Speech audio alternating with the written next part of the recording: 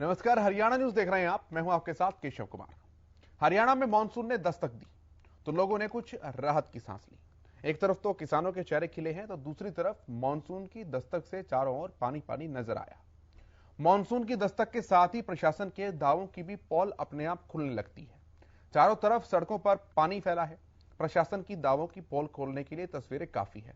आज हम चर्चा करेंगे इस मुद्दे के ऊपर कि जब मौसम विभाग की चेतावनियों के बाद लोग सावधान हो जाते हैं बारिश को लेकर, तो भला प्रशासन हर बार आखिरकार क्यों कुंभकर्ण की नींद सोया रहता है? और क्या जिम्मेदारी अकेले प्रशासन की है? क्या सरकारों का इसमें किसी तरह का कोई योगदान नहीं है? सरकार चाहे किसी भी दल की क्यों ना हो, समस्या वही की वही बनी रहती है और बारिश के पानी के साथ साथ तमाम शिकायतें वो भी बह जाती है। अगले साल का इंतजार किया जाता है, हालातों को ठीक किया जाएगा, लेकिन अगले साल फिर वही ढाक के तीन पात रहते हैं, हर चीज के, हर तस्वीर के। बात करेंगे, ये बहुत व्यापक और बहुत गंभीर मुद्दा है, सीधा आपसे जुड़ा हुआ मुद्दा है। रिपोर्ट आप पहले देखिए, फिर चर्चा की शुरुआत करते हैं।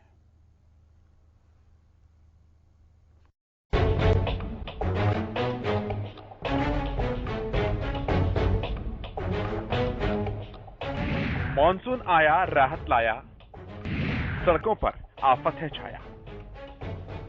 जी हां, एक और मॉनसून ने दस्तक दी तो भीषण गर्मी से परेशान हो रहे लोगों ने राहत की सांस ली है। मॉनसून के दस्तक देते ही मौसम ने भी करवट ले ली है। पिछले साल जहां मॉनसून ने 13 जुलाई को दस्तक दी थी, वहीं इस बार 30 जून से मौसम ने करवट ले ली है। हालांकि इस बारिश से राज्य के कई जिलों में जलभराव की समस्या भी देखने को मिल रही है। कई जगहों पर बारिश का पानी सड़कों पर पूरी तरह से फैला पड़ा है, जिससे लोगों को दिक्कतों का सामना भी करना पड़ रहा है, तो कहीं मैनहोल्स भी खुले हुए दिखाई दे रहे हैं। अब ऐसे में कई सवाल भी खड़े होने लाजमी हैं। सवाल नंबर 1, बारिश से क्यों बढ़ जाती है आफत? सवाल नंबर 2, मॉनसून को लेकर क्या तैयारियां की गई? सवाल नंबर 3, क्यों प्रशासन के दावे पूरी तरह से फेल हो जाते हैं? सवाल नंबर 4, बारिश आते ही क्यों सड़कें हो जाती हैं खराब? सवाल नंबर 5, क्यों होता है जलभराव? सवाल नंबर 6, क्यों होने लगता है बिजली कट? सवाल नंबर 7, सड़कों पर क्यों लगता है जाम? ये चंद ऐसे सवाल हैं जो हर बार बारिश में प्रशासन ही नहीं बल्कि लोगों के सामने भी खड़े हो जाते हैं। बारिश के दौरान हर बार आम जनता को इनसे रूबरू होना पड़ता है, लेकिन हर बारिश के साथ ही ये सवाल भी बह जाते हैं और इन सवालों का ही नहीं बल्कि इन परेशानियों का भी कोई स्थायी हल नहीं निकल पाता और हर बार बारिश से पहले किए गए प्रशासन के दावे पूरी तरह से फेल साबित हो जाते हैं। Bureau report, Haryana news.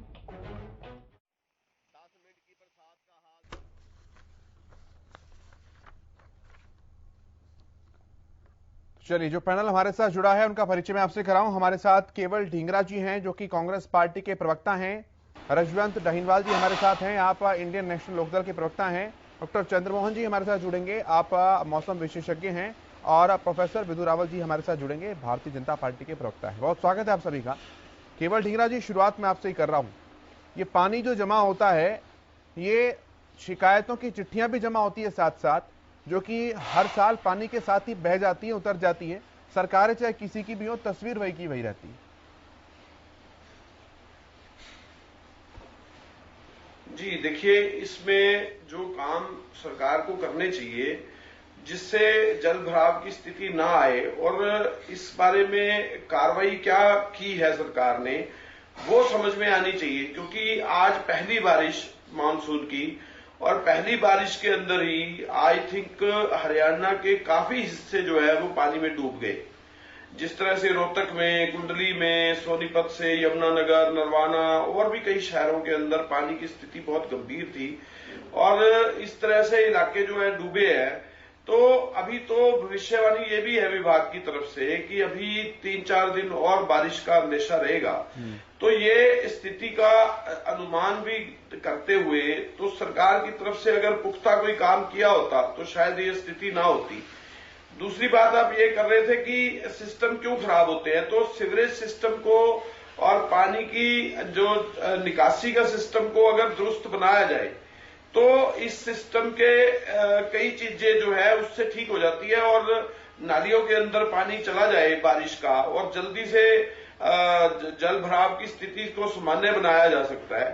जिस तरह से पानी खड़ा हो जाता है और जल भराव की स्थिति बन जाती है तो उसके बाद इलेक्ट्रिक सिस्टम भी फेल होता है, कई प्रॉब्लम्स और आ जाती हैं। सीवरेज सिस्टम का पानी के सिस्टम में चले जाता है तो उससे पानी गंदा भी होता है, इलाका भी दूषित होता है, मच्छरों की समस्या भी आती है और भी कई तरह की प्रॉब्लम्स और बीमारियां होने का खतरा बढ़ जाता है।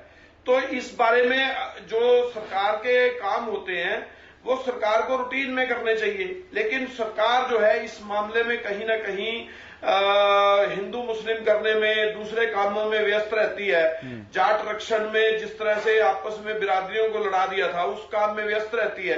तो असली काम जो मुद्दे हैं देश के जो या प्रदेश के जो भी मुद्दे रहते हैं उस काम में भारतीय जनता पार्टी की सरकार गौन हो जाती है।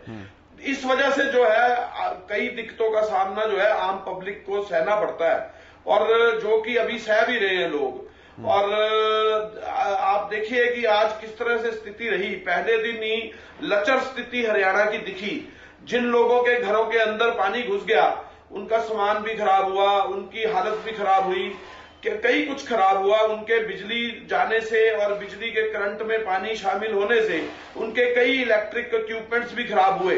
लेकिन इस सरकार को कोई फर्क नहीं पड़ता, ना ही इस सरकार को कोई देखना है। इसको सरकार को तो अपना ही काम करना है जो इनका एजेंडा है। ठीक है, मैं विधु रावल जी से जवाब लेता हूं। भारतीय जनता पार्टी के प्रवक्ता हैं, हमारे साथ जुड़ गए हैं। विधु रावल जी, आपने सुना ढींगरा जी की बातों को। उनका कहना है कि सरकार को ध्यान देना चाहिए इन चीजों के ऊपर जो सीधी आम जनता से जुड़ी है, लेकिन सरकार का ध्यान कहीं और है। मुझे एक तो ये बताना पड़ेगा अपने जवाब में कि सरकार का ध्यान कहां पर है, और फिर मुझे ये बताना पड़ेगा कि पहले वाली सरकारों का ध्यान कहां पर है। दोनों चीजें बताने का मुझे अवसर दीजिएगा जी। पहली बात तो कि जैसे ही मानसून सीजन शुरू होने वाला था, लगभग 1 महीने पहले से हम जल भराव को लेकर, चाहे GMDA हो, चाहे नगर निगम हो, चाहे अलग अलग जगह के अलग अलग जो है संस्थाएं रही हैं, हमने हर प्रकार से हर संस्थान से तैयारी शुरू करवा रखी थी। इसके लिए बाकायदा आइडेंटिफाई किए गए थे कि कौन से संवेदनशील इलाके हैं जिनको चिन्हित किया जाए ताकि जल भराव को किस प्रकार से रोका जाए, आम जन जो है उन्हें समस्याएं ना हो। इसके लिए यहाँ तक कि हम लोगों ने जो क्रीक होते हैं, नाले होते हैं और ड्रेन की सफाई का काम किया हुआ था, करवा रहे थे। बहुत जगह जहाँ पर हम जानते हैं अमृत योजना के तहत जो ईंटों के जिस प्रकार से ड्रेनेज सिस्टम रहा करती थी पुरानी, जो 30-30 साल पुरानी है, 40-40 कई जगह पर तो 50-50 साल पुरानी हो रही है, वो उनकी बजाय उनको रिप्लेस किया जा रहा था पाइपों से। लंबे समय तक हमने देखा कि सारे शहरों के अंदर इस प्रकार की खुदाई रही। इस खुदाई के कारण भी लोगों को बहुत समस्या आई। इसको लेकर भी हमने कई बार चर्चाएं की है, लेकिन हमने वो ड्रेनेज सिस्टम्स को बनाया। इसके साथ ही हम जिस प्रकार से 2010 में जब कॉमनवेल्थ गेम्स हुए थे, उस समय से हम देखते थे कि बहुत जगह पर, क्योंकि सब्स्टिट्यूट हमने इंफ्रास्ट्रक्चर उस समय बनाना पड़ा था, उस कारण से भी कुछ चीजें अब तक वहां पर पूरी तरीके से रेगुलराइज नहीं हुई थी। वो भी एक चीजें वो भी है जिनको हमने किया। इससे अलग अगर हम बात सीधी करें तो अभी जो चाहे गुरुग्राम की बात करें तो हीरो होंडा चौक है, राजीव चौक है, इफ्को चौक है या सिग्नेचर टावर है, उनके अंडरपास में किस प्रकार से पानी जो भरा करता था वो अब नहीं भर रहा, वो वर्षों से भर रहा है। वहां पर हादसे होते रहे हैं और हादसे एक के बाद एक, अगर वो कहेंगे तो वो भी मैं पुरानी अखबारों में से कटिंग्स आपको दिखा सकता हूँ। हमने वहां पर किस प्रकार से जो मोटर पंप के थ्रू पानी निकालने की व्यवस्था बनाई और फिर अब उनको लगातार मॉनिटर होते हैं कि वो पंप ठीक तरीके से काम कर रहे हैं नहीं कर रहे हैं। ऐसे मैं आपको बता सकता हूं कि 2019 में ऐसे 79 संवेदनशील स्थान थे जिनको हमने घटाकर अब 25 कर दिया है। अब 25 स्थान ऐसे, गुरुग्राम की बात कर रहा हूं मैं। इसी प्रकार से अगर मैं फरीदाबाद में लूं तो फरीदाबाद में जो सेंटर में ओल्ड फरीदाबाद के सेंटर में या NIT फरीदाबाद के सेंटर में जो 2 बड़े नाले जो निकल रहे थे, उन नालों को न केवल हमने जो है कवर करवाया, उसके अंदर की जिस प्रकार से सफाई व्यवस्था थी हमने उस पर काम किया। इसके साथ साथ जो मुख्य जो शहरी जगह हैं आप उनके नाम गिना रहे हैं, ठीक है, मैं उन्हें एडमिट कर रहा हूं, मैं उसे रिजेक्ट नहीं कर रहा हूं चीजों को, लेकिन तस्वीरें आई सर, आज प्रदेश भर के बहुत से इलाकों से ऐसी तस्वीरें आई, तो फिर ये कहा जा सकता है कि मुख्य शहरों को छोड़कर समस्या अब भी जो कि त्यों बनी हुई है निचले इलाकों में, ग्रामीण इलाकों में। मैं बताता हूँ, जिस प्रकार से हमने जिन सरकारों को इनहेरिट किया है, कांग्रेस की सरकार जिस प्रकार से सारा समय व्यस्त रहा करती थी, किस प्रकार से राहुल जी के जो जीजाजी थे उनको प्लीज करने के लिए किस प्रकार से प्रॉपर्टी डीलर नुमा सरकारें रही हैं, जिन्होंने बिल्कुल अनप्लान डेवलपमेंट किया, जिसके कारण से जहां पर कोई प्लानिंग ही नहीं थी, हम तो उसका भुगतान कर रहे हैं और निदान भी कर रहे हैं। हम केवल ये कहकर अपनी बात पूरी नहीं करते कि हम केवल उन्होंने ऐसा गलत किया तो सिस्टम उसका निदान कहीं से मिला ही था विदु जी, सिस्टम तो कांग्रेस को भी कहीं से मिला ही था। नहीं, कांग्रेस ने बनाया साहब, कांग्रेस ने सिस्टम को बिगाड़ा है, बनाने का तो प्रयास ही नहीं किया। कांग्रेस का केवल और केवल ध्यान ये रह सकता था कि कैसे जो है कांग्रेस का कोई छुट भैया नेता आकर कहीं पर भी कोई कॉलोनी काट जाए, कहीं पर भी कोई प्लाट काट जाए, और उसके बाद जनता जो है आम जो सुविधाएं रहा सकती है, ये उन सुविधाओं से वंचित तो रही, और जब सुविधाएं मिले तो उसका कोई नहीं। एक बात मुझे ये जरूर डिमार्क करने दीजिए, क्योंकि बहुत लंबे बड़ी बड़ी बातें की उन्होंने, ध्यान कहां पर है, हिंदू मुस्लिम तक भी लेकर गए और पता नहीं कहां लेकर गए। तो जिस सरकार का केवल और केवल ध्यान जो था सारे हरियाणा को बेचकर रॉबर्ट वाड्रा की जेब में किसी तरह से डाल दो, जिस सरकार ने अपने छुट भैया नेताओं को खुश करने के लिए जगह जगह पर अनप्लान कॉलोनियां बसाई और आज उसका भुगतान लोग कर रहे हैं, वो लोग जब आकर यहाँ पर सवाल खड़े करते हैं तो बड़ी हास्यास्पद स्थिति भी होती है और ये चिंतनीय भी होती है। दूसरी बात, इंटरनेशनल नॉर्म्स की बात करें तो कहीं पर भी 1.5 से 2 घंटे तक अगर जल भराव होता है, जिनकी आप तस्वीरें भी दिखा रहे हैं, उसको कहीं पर भी जल भराव नहीं माना जाता, वाटर लॉगिंग नहीं मानी जाती। जब 2.5 घंटे से अधिक पानी कहीं पर एक जगह जमा रहता है उसको वाटर लॉगिंग माना जाता है। ये तो इंटरनेशनल नॉर्म्स है जी। ठीक है, मैं रजवंत जी के पास आता हूं, पहले एक कमेंट सबसे ले लूं, फिर मैं केवल जी से जवाब लूंगा, काउंटर लूंगा आपके सब सवालों का। रजवंत जी रखिए अपनी बात। आमतौर पर ये जो समस्या है ये एक ऐसी समस्या है जो हर बार आती है, और प्रशासन हो, सरकार हो, कोई भी सरकार हो, मैं अकेले बीजेपी की नहीं कह रहा, लेकिन पिछले 8 साल से बीजेपी की सरकार है तो जरूर है सवाल हम इन्हीं से करेंगे। हर बार ये यही कहते हैं कि हम अच्छा करके दिखाएंगे, लेकिन हालात जस के तस बने होते हैं, और हालात ऐसे बने होते हैं कि जैसे अभी बीजेपी के प्रवक्ता कह रहे थे कि इंटरनेशनल लेवल का कोई मानक दिया था इन्होंने कि 2 से 2.5 घंटे तक अगर पानी भराव रहेगा तो उसको जल भराव की संज्ञा ना दी जाए। लेकिन मेरे भाई से भी मैं एक सवाल भी पूछना चाहूंगा, बाद में जवाब दे दे, कि अगर किसी के घर में 2-2.5 घंटे में अगर पानी भर जाता है तो अगले का घर में तो पानी भर गया ना, उसका घर में तो जल भराव हो गया, उसको तो आप मानेंगे भी नहीं। किसी की दुकान में पानी भर गया, उसका सामान खराब हो गया, उसका नुकसान हो गया, किसी के घर में इलेक्ट्रिसिटी इक्विपमेंट खराब हो जाते हैं, उनको तो ये कह देंगे इंटरनेशनल मानक के अनुसार तो ये आया ही नहीं कहीं। तो ये चीजें है ना, एक बरगलाने वाली बातें होती है। असल में ये स्वीकार करे कि हाँ कुछ कमी रह गई, ये चीज स्वीकार क्यों नहीं करते ये कि भाई कोई कमी रहेगी, हम उस कमी को पूरा करने की कोशिश करेंगे। आज इनको ये चीज क्यों नहीं पता। जैसे कि मैं आज एक रोहतक की मैं आपको बात बताऊंगा कि रोहतक पे यूनिवर्सिटी रोड पे, पूरे रोहतक की मैं बता देता हूँ क्योंकि आज मैं ज्यादा समय रोहतक में रहा था, तो मैंने वहां की भी हालत देखी। और मतलब वहां पे गाड़ियों में पानी भर गया, गाड़ियां जाम लगने की जो स्थिति की बात कर रहे थे, वो जाम लगने की स्थिति भी इसी वजह से आ जाती है क्योंकि पानी का लेवल इतना चला जाता है कि गाड़ियों में पानी चला जाता है और जिसकी वजह से गाड़ियों में भी दिक्कत आ जाती है। आम लोग बेचारे क्या करें, बाइक्स वगैरह में वो भी अपने धक्के मार के निकाल रहे हैं। रेवाड़ी की बात अगर करें तो यहाँ पे भी ऐसे ऐसे जो इलाके हैं जो नीचे बने हुए हैं, निचले स्तर पर बने हुए, जहाँ पे निकासी का कोई साधन नहीं, पानी निकासी का, और वहां पर 4-4 फुट पानी भर जाता है। तो उसका समाधान करने के लिए प्रशासन को, सरकार को समय पर रहकर से सोचना चाहिए था, जबकि कई दिन पहले अलर्ट जारी किया हुआ था कि भाई लंबे समय तक भारी बारिश की चेतावनी आई हुई है। तो प्रशासन और सरकार सोई रहती है, और जब ऐसी हालात आ जाती है तो ये सिर्फ और सिर्फ अपनी सफाई देने के अलावा और कोई काम नहीं करते। मैं मानता हूँ आज सरकार की जिम्मेदारी है ये काम करने की, लेकिन सरकार अगर विफल रहती है तो ये लोग ये भी तो कह सकते हैं कि हाँ हमारे प्रयास कहीं ना कहीं कम रहे, आगे हम बेहतर करने का प्रयास करेंगे। कभी भी इनके मुंह से ये सुनने को नहीं मिलेगा। इन्होंने राहुल जी का नाम ले दिया, मैं कांग्रेस का प्रवक्ता नहीं, वो तो ये बताएंगे, लेकिन राहुल जी का आज की इस डिबेट में लेना क्या था? वो राहुल जी का कोई लेना देना नहीं था। आज जवाब इनको ये देना था कि ये समस्या क्यों पैदा हुई, लेकिन समस्या का सवाल का जवाब देने की बजाय ये महाराष्ट्र की सरकार का भी। एक चीज मैं और बता देता हूँ, एक चीज मैं और बता देता हूँ। रजन जी, भाई साहब, रजन जी, शायद रजन जी एक बार दीजिए, 1 मिनट दीजिएगा केवल। किसी ने हिंदू मुस्लिम का भी जिक्र किया था इस डिबेट में, अनावश्यक था ये जिक्र करना। किसी ने महाराष्ट्र की सरकार का भी जिक्र किया था, किसी ने ये भी बताया था कि सरकार जो है क्या क्या काम और कर रही है, ऐसा उन्होंने अगले गलत करेंगे तो उनका जवाब नहीं साहब, मुझे जवाब तो उनको उनकी सरकार है जब अगर और कोई गलत करेगा तो क्या आप भी गलत करेंगे क्या? आप ये चीज क्यों बोल रहे हो?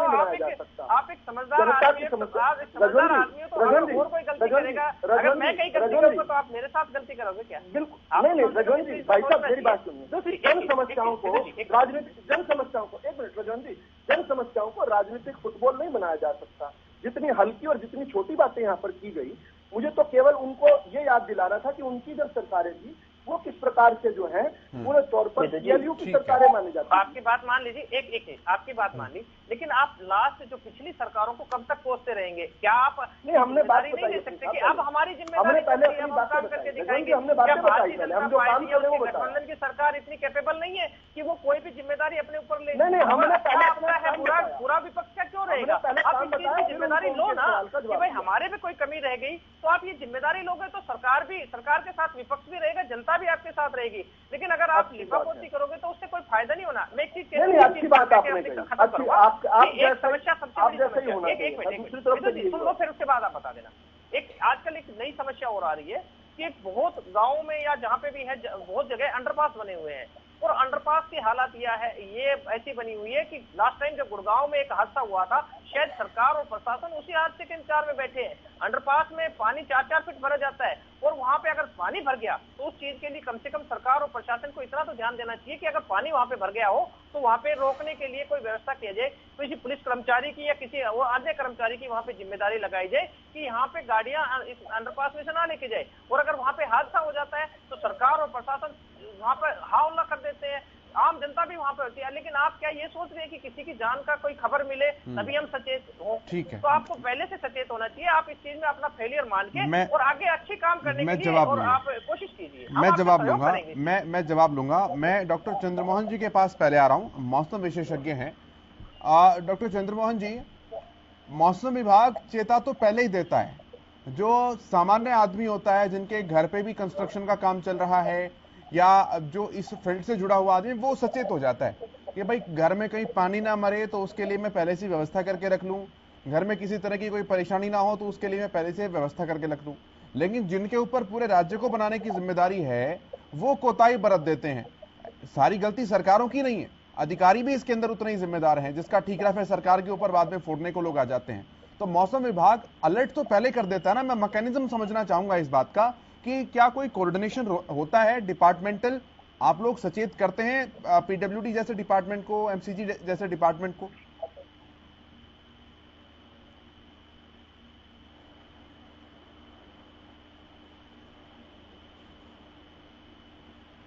डॉक्टर साहब, आवाज पहुंच पा रही है आप तक? मेरी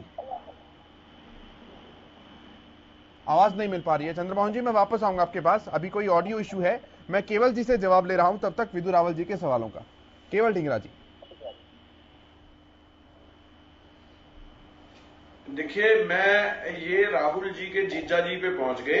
मैं इनसे ये भी नहीं बात करना चाहता। मैं इनसे, जो हमारे प्राइम मिनिस्टर है वो बूढ़ी माँ के घर पे अपने फोटो खिंचाने जाते हैं, मैं वो भी बात नहीं करना चाहता कि उस काम में व्यस्त है। मैं खट्टर साहब के भी, जो अब मोहन भागवत के साथ, एक मिनट सुन लीजिए ना, मैं खट्टर साहब जो मोहन भागवत जी के साथ फोटो खिंचाने में आज व्यस्त थे, मैं उसके बारे में भी नहीं बात करना चाहता। मैं बात सिर्फ ये करना चाह रहा था कि जो इस समय हालात है, वो इनको राज दिया लोगों ने, इनको लोगों ने वोट दिया, इस करके ये मुख्यमंत्री बने, इस करके इनकी जिम्मेवारी बढ़ जाती है। इनको उन जिम्मेवारी को छोड़ के इधर उधर की बातें करने का टाइम बहुत ज्यादा है इनके पास। कभी राहुल जी पे पहुंचते हैं, कभी जीजा जी पे पहुंचते हैं। इनको खट्टर साहब पे भी नहीं पहुंचना चाहिए कि वो मोहन भागवत के साथ व्यस्त थे। इनको इस बात पे जरूर बात करनी चाहिए कि आज जो हालात है हरियाणा के, उसके बारे में लोगों ने इनको वोट इसलिए दी थी कि ये हरियाणा के हालात बदलेंगे, तो हालात बदले हुए नहीं नजर आ रहे। आज बड़ी बुरी हालात में प्रदेश है। लोगों के घरों के इक्विपमेंट जल गए हैं, लोगों के घरों के फ्रिज जल गए हैं, उनके टीवी खराब हो गए हैं। उनकी जो भरपाई है वो कौन करेगा? ये सरकार तो इधर उधर की बातें करके चली जाएगी अपने घर, लेकिन उनकी भरपाई कौन करेगा उन लोगों की जिन लोगों का नुकसान हुआ है? ये कहेंगे कि हमने फरीदाबाद में ये कर दिया, हमने इधर वो कर दिया। आज हम कई इलाकों के, कई शहरों के, कई गांव हुआ है, उसकी भरपाई कौन करेगा? सरकार का काम। लोग भाग रहे हैं दिया था कि सरकार दूसरे कामों में व्यस्त है, असली काम को छोड़ के, लेकिन ये दूसरी जगह पे पहुंच जाते हैं क्योंकि ये ज्यादा डीपली सोचते हैं मेरी बातों को, इसलिए केवल जी उनका आरोप ये है कि आप लोगों ने जो प्लानिंग्स हैं शहरों की वो इस तरह से की नहीं हुई है और उनका खामियाजा भुगतना पड़ रहा है। मैं इनको फिर मुद्दे पे लाना चाहता हूं कि आज जो लोगों का नुकसान हुआ है उसके बारे में सरकार क्या करना चाहती है। ठीक है, मैं जवाब लूंगा स्पेसिफिकली आपकी इस बात का भी, लेकिन मैं उनके सवाल का जवाब ले लूं। उनका सवाल ये था कि आपने टाउन कंट्री प्लानिंग जो है इस तरह की नहीं जो सीवरेज सिस्टम जहां बेहतर व्यवस्था में हो, और इसका खामियाजा सभी को भुगतना पड़ रहा है। आपके ऊपर आरोप लगा रहे थे वो केवल जी। देखिए बात ये है, हमारे से पहले इन्हीं की और चौटाला साहब की इकट्ठे सरकार रही, उससे पहले बंसीलाल और इनकी सरकार रही इकट्ठे। जब ये इनकी सरकारें थी तब पाइप कितने डाले इन्होंने और हमारे टाइम के कितने डाले, कितने लाख किलोमीटर की पाइपलाइन हमने डाली। उस पाइपलाइन को एज इट इज रखा हुआ है, उसमें कोई चेंज नहीं किया। वो पाइपलाइनें जब जरूरत पड़ती है तो बड़ी करनी पड़ती हैं। कौन सी इन्होंने पाइपलाइन डाली, एक उदाहरण के तौर पे ये बताएं। मैं इनको अपनी जो टाइम के कार्रवाई है वो बता सकता हूं। हमने बिजली के प्लांट लगाए, हमारे टाइम पे 1400 मेगावाट बिजली टोटल हरियाणा के अंदर बनती थी जब हमारी सरकार आई थी। जिस समय हम गए थे 10,000 मेगावाट तक के प्लांट लग गए थे। इन्होंने एक प्लांट लगाया 5 किलोवाट मेगावाट का एक प्लांट भी लगाया। हमने 10,000 तक के प्लांट लगाए थे। हमने कितनी पाइपलाइन डाली थी, मैं सारे विस्तार के साथ आपके साथ चर्चा कर लूंगा। आप इस बारे में मेरे साथ डिबेट रखना, मैं आपको कई किलोमीटर की और कहां से कहां तक की पाइपलाइंस की जिक्र कर दूंगा। लेकिन इन्होंने कितना डाला 8 साल के अंदर, क्या इनका जिक्र करने का फर्ज नहीं बनता? नहीं, मैं डिबेट का मुद्दा यही है। तो वही तो पूछ रहा हूं, इन्होंने कितनी पाइपें डाली? आप बेधड़क सवाल पूछिए, मैं विदुषी से जवाब दूंगा। 8 साल से खट्टर साहब की सरकार चल रही है हरियाणा के अंदर। सुनिए, 8 साल से खट्टर साहब की सरकार स्टेट में चल रही है। मुझे ये एलानिया बताएं, मैं लिख लूंगा इनके पॉइंट्स और फिर मैं आपको इनकी आरटीआई लगाऊंगा और आरटीआई लगा के इन्हीं प्रोफेसर साहब को इनके मुंह पे रखूंगा कि कितनी पाइपलाइनें डाली इन्होंने, और मैं आपको दूंगा एलानिया अपनी फिगर, और ये मेरे को बता दें, काट के दिखा दे मेरी बात को कि मैंने कितने टाइम हमारे पाइपलाइन मैं खुद मौजूद था। I was media adviser at that time. मैं देखिए, मैं आपको आंकड़े दे रहा हूं बिजली के। हमने 1400 मेगावाट बिजली हरियाणा के अंदर बनती थी। जब हम गए तो हमने 10,000 मेगावाट तक के प्लांट लगाए। सुनिए, मैं आपको बता रहा हूं ना, हमने कितने किलोमीटर की पाइपलाइन डाली। देखिए, मैं अभी मैं आंकड़ा में आपको, मेरे पास आंकड़े हैं लेकिन मैं इस समय जो बात मेरे पास इस समय मौजूद नहीं है वो मैं दे नहीं पा रहा आपको। लेकिन अगर आप मेरे से इस बात के बारे में डिबेट रखेंगे तो मैं आपको सारी पाइपलाइनों के आंकड़े दूंगा बकायदा कि हमने कितनी पाइपलाइनें कौन कौन सी इलाकों में डाली। मेरे पास सारा रिकॉर्ड है, सारा रिकॉर्ड है मेरे पास। मैं विदु जी से और ये अभी बता दें कि उन्होंने 8 साल में कितने काम किए। मैं विदु जी से जवाब लूंगा, लेकिन डॉक्टर चंद्रमोहन जी के पास मैं एक बार पहले आ रहा हूं उसी सवाल को लेकर, जो कि इंटर डिपार्टमेंटल कोऑर्डिनेशन को लेकर मेरा सवाल था। डॉक्टर चंद्रमोहन जी, देखिए, जो मौसम विभाग है ये सरकार का ही एक अंग है और मौसम विभाग सदा ही मतलब सोशल मीडिया के माध्यम से, न्यूज़पेपर के माध्यम से, पत्र पत्रिकाओं के माध्यम से पहले ही अलर्ट कर मतलब ज्ञापित कर देता है, जिससे आमजन, किसान और सभी जो भी हमारे डिपार्टमेंट है उनके साथ तालमेल होकर मतलब आगे की योजनाएं और नीतियां बनाई जाएं। तो मौसम विभाग हमेशा ही पहले से ये अलर्ट करता है, क्योंकि आज हमारा जो मौसम विभाग है वो बहुत ही नई तकनीकों का सहारा लेकर geo informatics, remote sensing, GPS, GFS वगैरह के से पहले ही मौसम का अनुमान लगा देता है। और चाहे वो छोटी घटना हो मौसमी या बड़ी घटना है, उनका पहले से ही आमजन को, किसानों को और प्रशासन को पहले से ही अवगत करा देता है कि आने वाले समय में ये होगा या ये मौसमी घटनाएं होने वाली हैं। ठीक है, मतलब डिपार्टमेंट्स को ये जानकारियां भेजी जाती हैं, आप ये कह रहे हैं? जी जी, ठीक है। विदु जी, मैं ढिंगरा साहब के सवाल का भी जवाब आपसे लूंगा कि हमने कितने लाखों किलोमीटर की पाइपलाइन बिछाई थी, लेकिन आपने उसमें कुछ भी नहीं जोड़ा। और साथ साथ मैं डॉक्टर चंद्रमोहन जी की बात के ऊपर भी डिस्कशन करना चाहूंगा कि जब इंटर डिपार्टमेंटल कोऑर्डिनेशन है तो आखिरकार क्यों उन इलाकों को चिन्हित नहीं किया जाता जहां पर इतने MMCM की बारिश हो सकती है और वहां पर पहले से प्रिकॉशनरी मेजर्स अपनाए जाएं? मैं केवल सरकार के ऊपर टारगेट नहीं कर रहा हूं, एक व्यापक पैमाने से मैं इसे लेकर जाने का प्रयास कर रहा हूं। उसमें सभी की व्यवस्था, सभी की सामूहिक जिम्मेदारी आ जाती है। रावल साहब, ये बिल्कुल ठीक आपने कहा कि जिनकी जहां पर जिम्मेदारी है उन्हें वहां पर अकाउंटेबल होना चाहिए, इसमें कोई दो राय नहीं है। रजवंत भाई ने भी बहुत सही बातें कही। बाई चांस वो मेरे पिछले आंसर का फर्स्ट पार्ट किसी प्रकार से मिस कर गए, जिसमें मैंने सिलसिलेवार तरीके से बातें बताई थी। केवल उन्होंने ध्यान मेरे कांग्रेस को जो जवाब दिया उस पर दिया उन्होंने। मैंने बताया था कि क्या क्या हमने काम किया, कोई नहीं, दोबारा उन्हें बता दूंगा, उनको फोन कर बता दूंगा मैं। अभी जो आपने जो सीधा सीधा सवाल किया है, ये बिल्कुल जायज बात है कि जहाँ प्रिकॉशनरी मेजर्स लिए जाने चाहिए, लेकिन केशव जी इस बात को भी हमें आपको समझना पड़ेगा कि जो पानी आता है ये प्राकृतिक तौर पर आता है। जब कितने MM की और कभी कभी अप्रत्याशित बारिश होती है, जैसे आज हुई है, आज अप्रत्याशित बारिश हुई, लेकिन इसके बाद भी जो ड्रेनेज है वो दो तरीके से निकलता है। या तो जो ड्रेन है, जो ड्रेन सिस्टम्स बने हुए हैं, जो सीवेज ड्रेन है उसके थ्रू, और या फिर नाली और बड़े नालों के थ्रू, उन दोनों जगह पर हमने सफाई का व्यवस्था करवाई है। अभी जो एक मूल समस्या है, जो एक बड़ी समस्या है, वो ये है कि हरियाणा के बहुत सारे शहरों में, जैसे रोहतक की बात कर रहे थे मेरे भाई रजवंत जी, ऐसे शहरों में बहुत सारे लो लाइन एरियाज हैं। अब जब अनप्लान डेवलपमेंट होती है, जब आप अपने पसंदीदा लोगों से किस प्रकार से भ्रष्टाचार करके जबरदस्ती CLU करके उनको कॉलोनियां कटवाते हैं, तो कहीं पर जो है कुछ लो लाइन एरियाज बन जाते हैं। कुछ एरियाज ऐसे होते हैं जिनका ऑल्टीट्यूड ऊपर होता है, तो पानी हमेशा ऊपर से नीचे आएगा और नीचे वाले एरियाज में फिर आपको ड्रेन के थ्रू निकाला जाएगा। तो इस कारण से जो दोनों हमने सफाई उसकी करवा सकते हैं, उनको चौड़ा करवा सकते हैं, लेकिन एक बार जो पानी भरने की बात है, जो कि निंदनीय है, इसमें कतई कोई, ये रजवंत भाई ने बिल्कुल ठीक कहा कि भाई इंटरनेशनल नॉर्म्स एक जगह पर है, लेकिन जिनको समस्याओं का सामना करना पड़ा है उनको तो समस्याओं का सामना करना ही पड़ा है।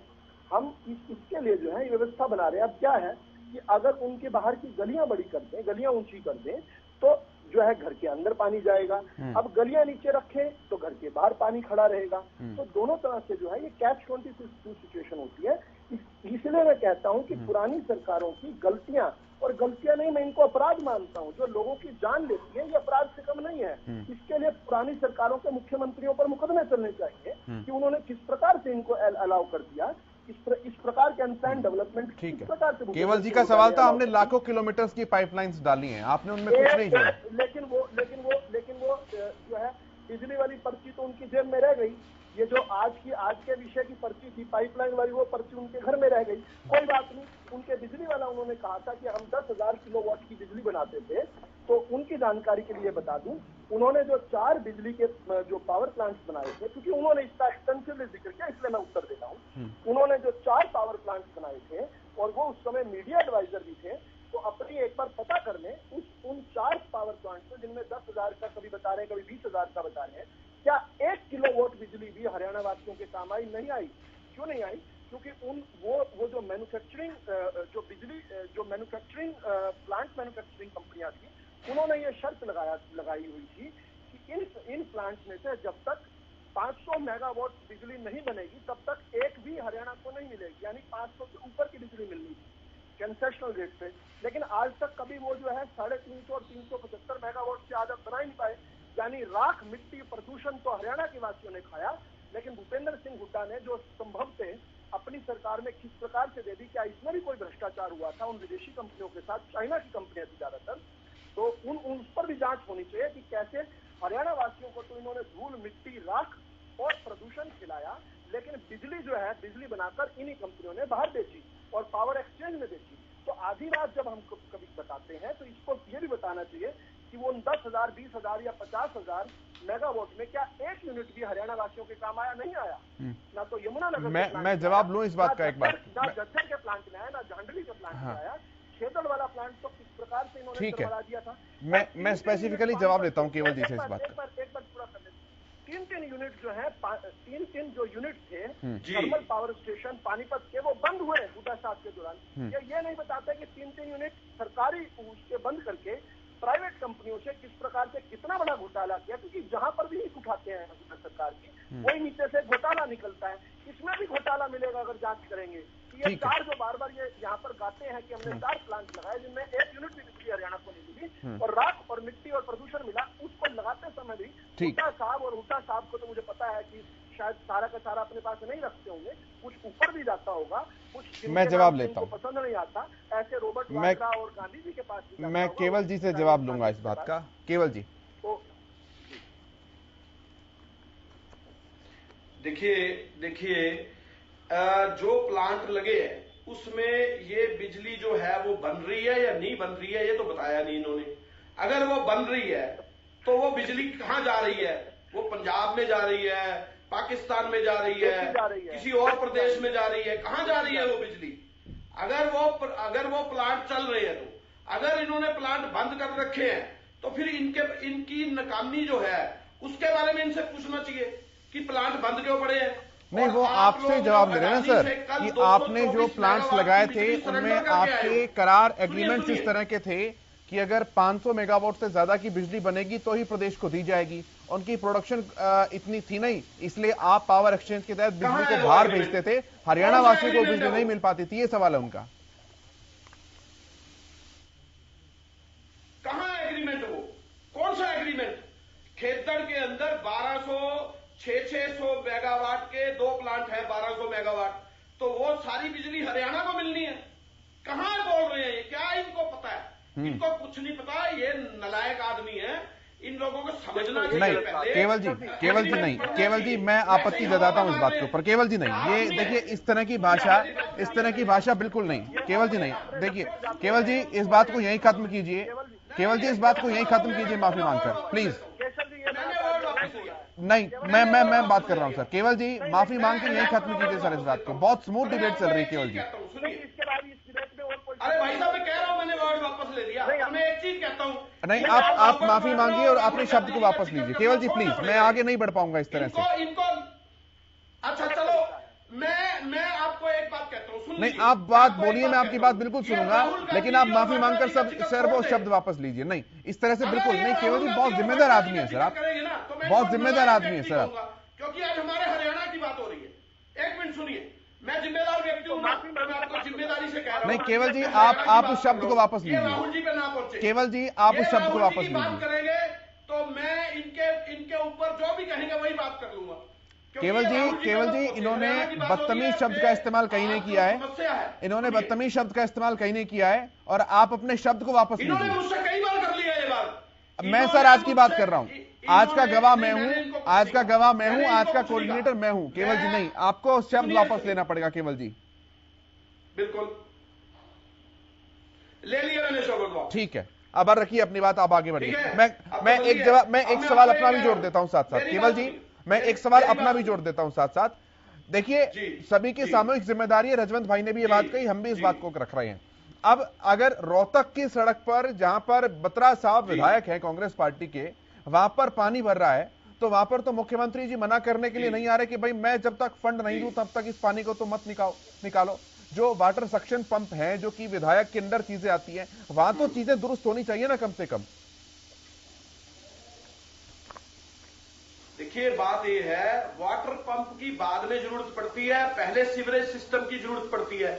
सीवरेज सिस्टम में कितनी पाइपलाइन चेंज करी इन्होंने, कितनी बड़ी पाइपें डाली, वो बताना चाहिए इनको। तो आप लोगों ने बिछाई तो ये रोहतक के अंदर सारी पाइपें चेंज करी थी, क्योंकि जब इनकी सुनिए इन्होंने हमारे बारे में टिप्पणी करी, इनके खिलाफ कार्रवाई होनी चाहिए। तो पहले तो इनकी सरकार रही थी चौटाला के साथ, उससे पहले बंसीलाल के साथ, तो उस समय इनकी सरकार नहीं तो इनके ऊपर कितने पर्चे दर्ज होने। मैं मान रहा हूं बात को, मैं नकार नहीं रहा, अपनी बात अपने मुंह में रखें। पहले मेरी बात सुन लीजिए सर, मैं आपकी तो सुन रहा हूं, जब से अब मेरा सवाल सुनेंगे नहीं केवल पहले बतानी चाहिए कि इनके ऊपर भी कार्रवाई होनी चाहिए। ठीक है होनी चाहिए। मेरा सवाल सर ये है कि आप रोहतक का जिक्र कर रहे हैं कि उन्होंने पाइपलाइंस को नहीं बढ़ाया, तो पाइपलाइंस आप लोग बिछाकर तो गए थे। हुड्डा साहब का गढ़ रहा है, हुड्डा साहब वहां के रग रग से वाकिफ हैं, दीपेंद्र हुड्डा जी वहां से रहे हैं। जी तो वहां तो चीजें कम से कम ठीक होनी चाहिए। रोहतक तो एक ऐसी सिटी के रूप में हुड्डा साहब को प्रेजेंट करना चाहिए था, जो कि हुआ भी था कुछ समय के लिए, कि वहां से हरियाणा मॉडल निकलता था। लेकिन आज तस्वीर फिर वही की वही है, जबकि विधायक भी आपके वहां से। जी देखिए बात मैं आपको वही तो कह रहा हूं, विधायक होने से क्या फर्क पड़ता है, सरकार की सिस्टम से फर्क पड़ता है, चलाने से फर्क पड़ता है। वही सीवरेज सिस्टम की अगर सफाई हो वही लाइनों को अगर क्लीन किया जाए, वही लाइनों को अगर चलाया जाए, ये मुख्यमंत्री तो करेगा, जल भराव खत्म हो जाता है। नहीं तो उन नालियों की सफाई का काम पीडब्ल्यूडी के तहत क्या विधायक का जिम्मा आता है या फिर मुख्यमंत्री करेगा वो आकर? एक मिनट, आप अपनी जिम्मेदारियों से भाग रहे हैं केवल भाई। लेकिन नहीं, मैं तो आज किसी पार्टी के ऊपर किसी सरकार को टारगेट कर ही नहीं रहा हूं। मैंने सामूहिक जिम्मेदारी शब्द का इस्तेमाल किया, लेकिन आप जिम्मेदारी से मत भागिए सर। ऐसे रोहतक के लोग भी देख रहे हैं डिबेट को सर। मैं नहीं भागता कभी भी, मैं कभी भी नहीं भागता। और मैं आपको एक बात बता रहा हूं, जिस रोहतक, सोनीपत, कुंडली, यमुनानगर, नरवाना, आज कितने इलाकों की खबर है जहां जल भराव हुआ है। अगर सरकार पहले चेती होती तो यह जल भराव नहीं होता। लास्ट ईयर सोनीपत के अंदर मैं खुद था, वहां पे सारा सोनीपत डूब रहा था, क्योंकि वहां पे जो सीवरेज लाइनें हैं, आपको एक चीज बताता हूं, वहां बहुत बड़ा घोटाला हुआ पिछले साल, क्योंकि सीवरेज लाइन को पहले खोला गया और उसके बाद उसको बंद नहीं किया गया और उसके अंदर पाइपलाइन चेंज नहीं किए गए। यह बहुत बड़ा घोटाला था जिसका जिक्र हमने लास्ट ईयर भी किया था। ठीक है, मैं रजवंत जी के पास आ रहा हूं, फिर मैं विदुर जी से जवाब लूंगा। रजवंत जी रखिए अपनी बात।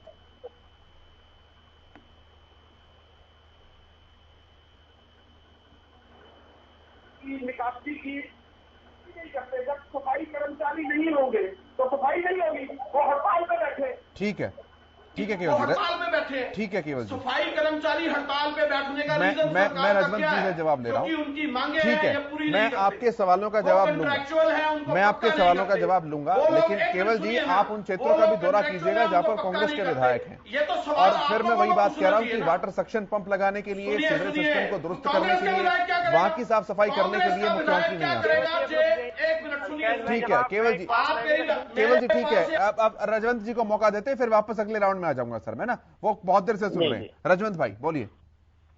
देखिए केवल जी पता नहीं किस प्रकार से बातों को गोलमोल कर रहे हैं। असल में मैं जब रोहतक की बात चल रही थी तो मैं एक चीज और बताना भूल गया था, वो अब मैं बता देता हूँ कि डी पार्क के सामने भी, वहां पे भी बहुत बड़ा जल भराव हो रहा था।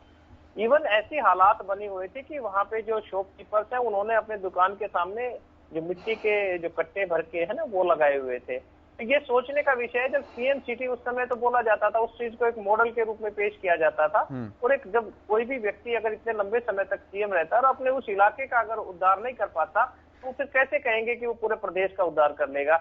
अगर इस चीज के अलावा अकेले में उस रोहतक की बात नहीं करता, मैं ओवरऑल बात करें तो पूरे प्रदेश में इस प्रकार के हालात बने हुए हैं। हम गुड़गांव का उदाहरण बहुत अच्छा देते हैं, लेकिन लास्ट ईयर गुड़गांव में क्या हुआ था, महाजाम भी जो लगा था उसके क्या हालात हुए थे। जो अंडरपास है, उन अंडरपास में आज क्या इतनी भारी वहां पे समस्या है पानी की कि वहां पे पानी भर जाता है। और जो हम मोटर्स की बात करते हैं कि पंप सेट लगा के उस पानी को निकालेंगे, तो ये नहीं बता रहे कि वो पानी को निकालेंगे कहाँ। वो सबसे बड़ी समस्या वही है कि निकासी की समस्या। निकासी के लिए हमें कोई ऐसी व्यवस्था तो करनी पड़ेगी ना कि ये पानी यहाँ से निकालकर कहीं दूर भेजा जाए। और वो भेजा कैसे जाएगा, जबकि जो प्राकृतिक जो स्रोत थे हमारे, चाहे तालाब थे, चाहे गाँव में जोड़ थे, वो तो बंद हो चुके हैं। तो अब वो बंद हो गए तो पानी को हम भेजेंगे क्या, कहीं ना कहीं तो रखना पड़ेगा। और आज का जो हालात है, अगर ये बारिश हुई है, बड़ी अच्छी बात है बारिश हुई है। दक्षिण हरियाणा जैसा जो इलाका है, हरियाणा में वैसे भी हम एक तरफ पानी के लिए त्राही करते हैं कि हमारे दक्षिण हरियाणा में तो सूखा पड़ा हुआ है। अगर इस पानी को यूटिलाइज किया जाए, वो जो प्राकृतिक जो स्रोत है, अगर कुएं तालाबों की अगर उनकी प्रॉपर सफाई हो तो ये पानी को उसमें छोड़ा जाए, कम से कम वाटर लेवल रिचार्ज तो हो जाएगा ना। रेन हार्वेस्टिंग सिस्टम को अगर डेवलप किया जाए तो उससे भी फायदा हो। हम चर्चा इस चीज पर कर रहे हैं कि आरोप किसके ऊपर लगाए, चर्चा इस चीज पर होनी चाहिए कि इस चीज का समाधान कैसे हो। उस चीज पर कोई भी ध्यान नहीं दे रहा। लेकिन सरकार को चाहिए कि जो प्राकृतिक जो स्रोत थे, जो रास्ते थे, अगर उनको सही किया जाएगा तो निश्चित तौर पर इस प्रकार के भराव से भी रोका जाएगा। और जो पुराने जो तालाब थे, जो तालाबों का जीर्णोद्वार करना था, जो डोहरों का पुनर्द्वार करना था, उसको वो क्यों ध्यान नहीं दे रही सरकार। अगर सरकार उस पर ध्यान देती तो इस प्रकार की समस्याओं का समाधान होने में कोई दिक्कत नहीं आती। लेकिन आज हमारी हालात ऐसी बन रही है कि हम एक दूसरे के ऊपर आरोप लगाने के अलावा कोई काम नहीं कर रहे पिछली सरकारों पर। हमें आगे इससे आगे बढ़ना होगा और इससे आगे बढ़ेंगे तभी जनता को समस्याओं से समाधान मिलेगा। वरना अगर ऐसे करते रहे, इस तरह की डिबेट चलती रहेंगी। आज जल भराव की समस्या है, सर्दियों में जो स्मोक की समस्याएं आएंगी, कभी पर्यावरण की समस्या आएंगी, लेकिन ये कब तक? रजनीश भाई, आपकी बात बिल्कुल जायज है, आपकी बात को मैं नकार नहीं रहा हूँ किसी भी तरह से। तभी हम क्यों सचेत होते हैं? मैं आपकी बात को नकार नहीं रहा हूँ किसी से, मैं आपकी बात को नकार नहीं रहा हूँ किसी से, लेकिन स्टेप बाय स्टेप चीजें होंगी ना। अब पानी यहाँ पर संभाला तो जा नहीं रहा है, आप बात कर रहे हैं वाटर ट्रीटमेंट प्लांट की, मतलब एक इनिशियल इंफ्रास्ट्रक्चर तो है नहीं और हम मॉडर्नाइज करने की उसे बात कर रहे हैं। तो सबसे पहले जो बेसिक जिम्मेदारी है उसे तो समझा जाए कम से कम। अब रोहतक का सवाल पूछ रहा हूं तो केवल जी नाराज हो रहे हैं। नहीं, नाराज होने का कोई फायदा नहीं। केवल जी तो अब नाराज हो रहे हैं तो वो एक अलग बात, अपनी जिम्मेदारी से भाग रहे हैं। केवल जी अगर ये भी चीज कह दे, मैं कह सकते हैं केवल जी, इस चीज में शर्म वाली बात नहीं है। अगर कहीं मेरे से कोई कमी रह गई है, कोई गलती रह गई है, तो मैं उसको स्वीकार करूंगा। और मैं हमेशा डिबेट में अगर हमारे में कोई कमी रहेगी, क्योंकि आज ठीक है, मैं केवल जी के सवालों का जवाब लेता हूँ। अब केवल जी ने काफी सारे सवाल पूछे हैं, मैं विदु जी से जवाब लेता हूं उस बात का। विदु जी रखिए अपनी बात। देखिए, मैंने पहले ही बताया कि किस प्रकार जो गुरुग्राम की आमतौर पर तस्वीरें आया करती थी, आमतौर पर जब भी वाटर लॉगिंग की बात होती थी तो गुरुग्राम की बात आया करती थी। वहां पर 79 स्थान जो ऐसे चिन्हित किए गए थे 2019 में, जहां पर जल भराव होता था। जल भराव यानी घंटों तक पानी का खड़ा रहना। लेकिन आज वो 79 से घटकर 25 रह गए हैं और धीरे धीरे इन 25 को भी जो है किसी तरह से खत्म किया जाएगा। अभी भी कुछ लो लाइन एरियाज हैं, जैसे शीतला माता मंदिर वाला जो रोड है वहां पर लंबे समय तक रहता है, सिविल लाइन्स की तरफ रहता है। हीरो होंडा चौक पर हमने पिछले साल एक बड़ी दुखद घटना हुई थी। एक मोटरसाइकिल वाले एक बाइकर जो है उनको अपनी प्राणों से हाथ धोना पड़ा था। लेकिन कुल मिलाकर हम लोग, this is a work in progress. अभी जो सोनीपत की वो जैसे बात कर रहे थे, हमने एक के बाद एक काम किए हैं साहब। अभी सोनीपत के अंदर खास तौर पर मैं बता सकता हूँ कि किस प्रकार से पूरे जो शहर था, मामा भांजा चौक जो सोनीपत का है, वहां से लेकर सोनीपत बस अड्डे तक की बात करें या जो सेक्टरों की तरफ जो रोड जाती है, हमने देखा कि वहां पर अमृत योजना के तहत जो है एक बड़े लार्ज स्केल पर हमने वहां पर ड्रेनेज पाइप बनाई है। अब से पहले वहां पर कोई सदियों पहले कहीं पर ईंटों की वहां पर ड्रेनेज सिस्टम बना हुआ था, जो कि एकदम कंडम हो चुका था। कई जगह तो ड्रेनेज सिस्टम ही ब्लॉकेज का काम कर रहा था। लेकिन काम सिर्फ यहाँ तक नहीं है, चाहे जेरप क्षेत्र से अरावली की ओर आने वाली बारिश का पानी हो, उसको नगर निगम ठीक से सफाई करवा रहा है, चाहे पालम विहार में नालियों की सफाई का काम हो, चाहे सड़कों पर जमी, व्यापक तौर पर जो सड़कों पर मिट्टी जमी रहती है वो भी पानी को आसानी से ड्रेन होने में दिक्कत करती है, वहां भी हटाया जा रहा है। और इसके अलावा जो केवल जी की मांग है रोहतक का भी पानी निकलवा दीजिए सर। नहीं, रोहतक में तो युद्ध स्तर पर काम हुआ है। जो लोग अपने हरियाणा का जी, मेरी मांग कर ली रोहतक की नहीं, सभी हरियाणा की, मैंने डिस्ट्रिक्टों के नाम गिनवाया। ठीक है, मैं रोहतक अपनी तरफ से जोड़ देता हूँ। रोहतक का पानी निकलवा दीजिए। रोहतक की जहाँ तक बात है, आऊंगा केवल जी, मैं आप ही के पास आ रहा हूँ फिर। हाँ, रोहतक जो था, रोहतक एक मिनट, मैं एक बात पूरी करना चाह रहा हूँ। आप मेरे से आंकड़े मांग रहे थे, मैं दे रहा हूँ आपको। ठीक है, मैं आप ही के पास आ रहा हूँ आंकड़े लेने के लिए, फिर मैं विदु जी की बात पूरी होती है आपके पास आता हूँ। विदु जी, तो जैसे रोहतक का बार बार जिक्र हुआ है, तो रोहतक के अंदर भी जो लोग 10 साल तक मुख्यमंत्री रहे उन्होंने काम नहीं किया। रोहतक के अंदर काम हमने किया। और जब हमने वहां पर एक बहुत बड़ा लाइफलाइन जो आज मानी जा रही है रोहतक की, जो फ्लाईओवर बनाया था डॉक्टर मंगल सेन जी के नाम से, उस फ्लाईओवर का कितना व्यापक तौर पर जो है वहां पर विरोध करवाया गया। वहां पर हमारे जो जिन्होंने काम करवाया, एक मिनट, तो उस फ्लाईओवर देखिए, जब काम होता है, जब कहीं पर ड्रेनेज बनती है, शेषव जी आप इस बात को समझते हैं और भी दर्शक भी इस बात को समझते हैं, जब काम कभी होता है, कोई डेवलपमेंट का काम होता है, तो खुदाई भी होती है। वहां पर कुछ समय के लिए वहां पर अनकंफर्टेबल सिचुएशन से रहती हैं, लेकिन कितने व्यापक स्तर पर जो है उसका विरोध करवाया गया और उसको चुनावी तौर पर भी हमें नुकसान पहुंचाया गया, क्योंकि उस समय तक काम हो रहा था। आज जब रोहतक जाते हैं तो रोहतक की काया पलट हो चुकी है। आज इस हाईवे पे चलकर हम जाते हैं तो देखते हैं कि जो रोहतक, ये तो भाषण दे रहे, इनके पास तथ्य कहाँ है, क्या काम किया ये तो बता नहीं रहे।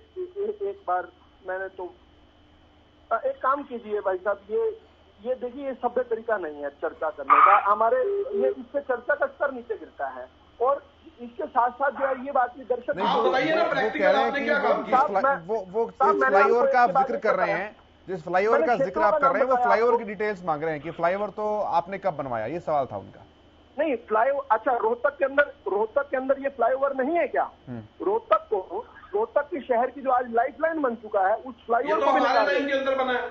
वो कह रहे हैं हमने बनवाया, कांग्रेस के टाइम का बना हुआ है। ओहो, अच्छा, तो कांग्रेस के टाइम पर बना और भाजपा का आपने 2018, 17, 18, 19 में विरोध करवाया और जाके जिसका चुनावी नतीजा हमें, जिसका भुगतान हमें चुनाव में हार कर करना पड़ा।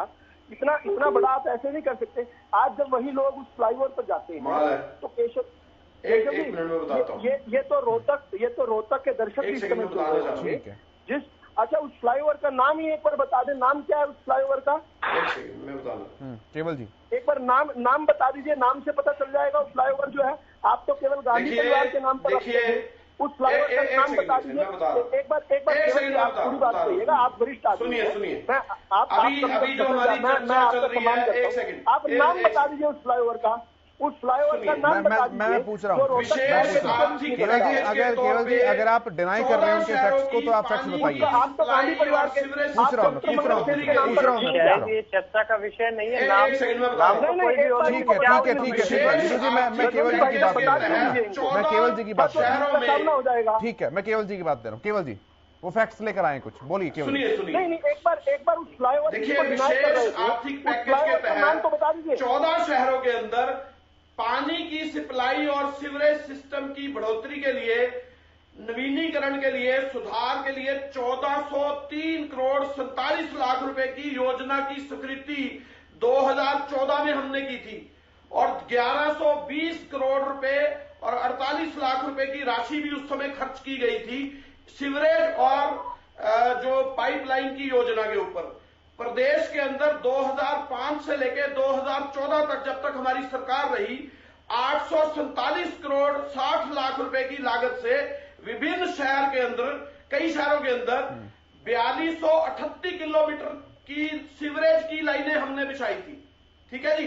उसमें Rohtak, Sonipat, Rewari, Charkhi Dadri, Tohana, Jhajjar, Beri, Meham, Kalanaur filter system plant भी लगाए थे, जिसके अंदर फिल्टर किया जाता था सारी चीज को।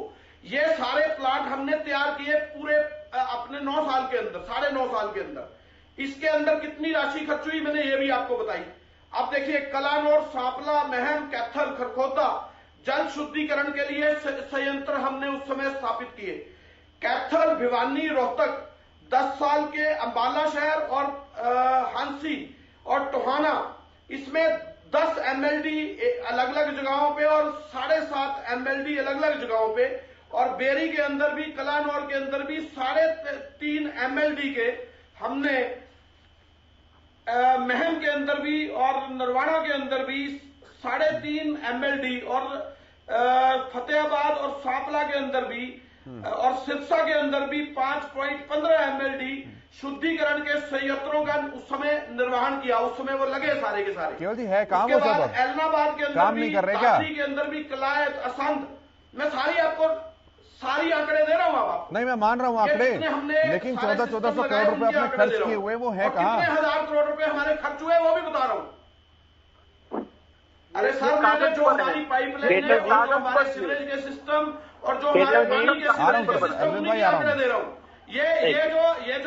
ये जो प्रवक्ता, एक मिनट सुनिए, जो और सुनिए, राष्ट्रीय राजधानी क्षेत्र में आने वाले पटौदी, हैली मंडी, फरुखर नगर और राजधानी के क्षेत्र में प्लानिंग बोर्ड में 324 करोड़ 86 लाख रुपए की लागत से पेयजल और सीवरेज के योजनाओं के शुरू करने में और उनके 52 करोड़ 26 लाख की राशि और उसके बाद खर्च की गई। ये सारे प्लांट उस समय लगे और उस समय ये अमाउंट खर्च की गई।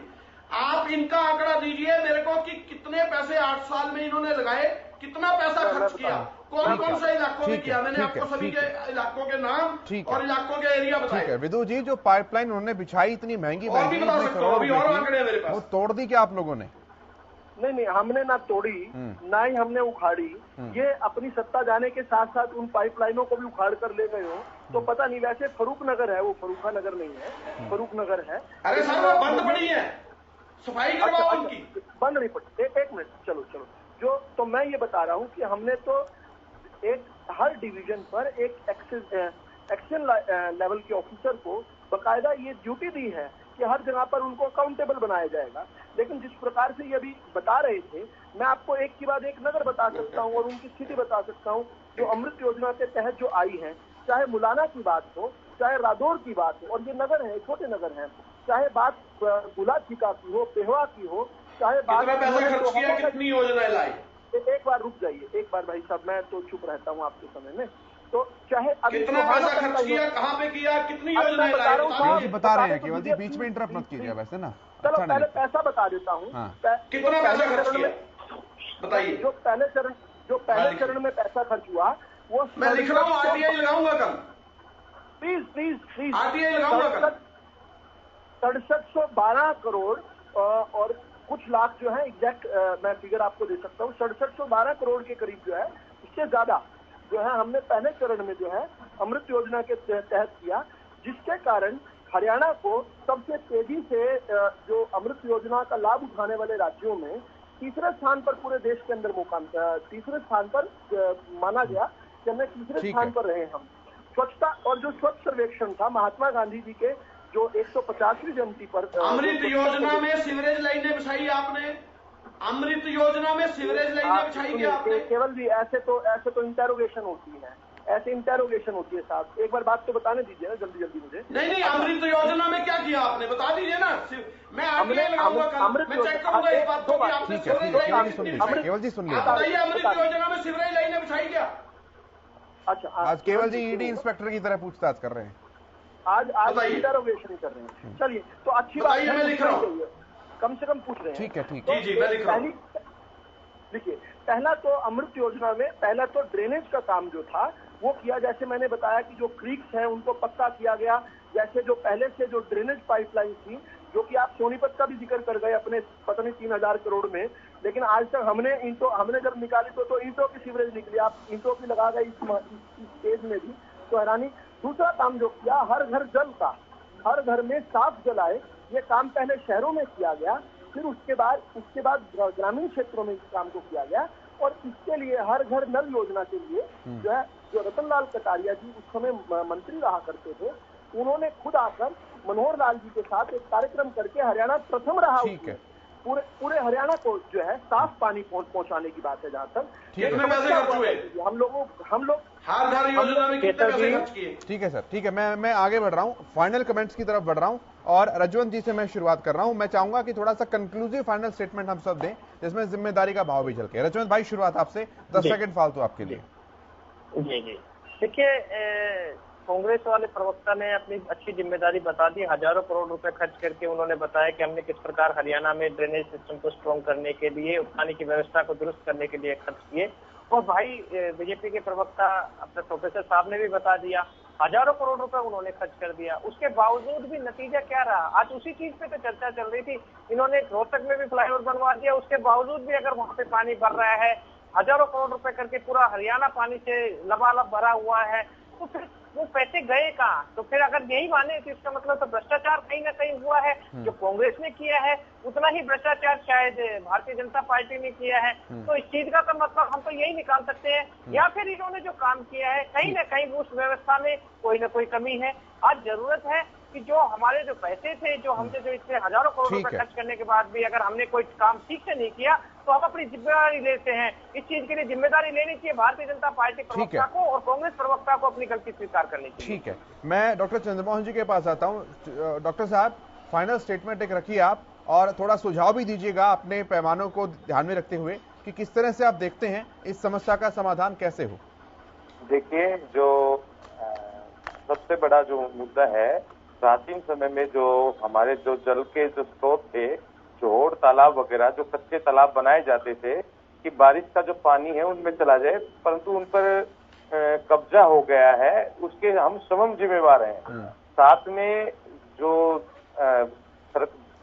जो भी सरकारें आती हैं वाटर रिचार्ज के ट्रीटमेंट के लिए कुछ ना कुछ वो योजनाएं बनाती हैं, तो उसमें अगर आम जन की भागीदारी होगी ना तो उससे काफी मतलब इस समस्या से छुटकारा मिल सकता है। और साथ में ये जो एनक्रोचमेंट है, ये मतलब चाहे कोई भी सरकार हो उनको हटवाए और जो पानी की जो व्यवस्था है उससे मतलब काफी फायदा मिलेगा। ठीक है, केवल जी जल्दी से फाइनल कमेंट, समय बहुत कम है। जी देखिए, बात यह है कि 4238 किलोमीटर की हमने सीवरेज और जल प्रभाव की जो लाइनें बिछाई, इन्होंने कितनी बिछाई ये पता नहीं मुझे।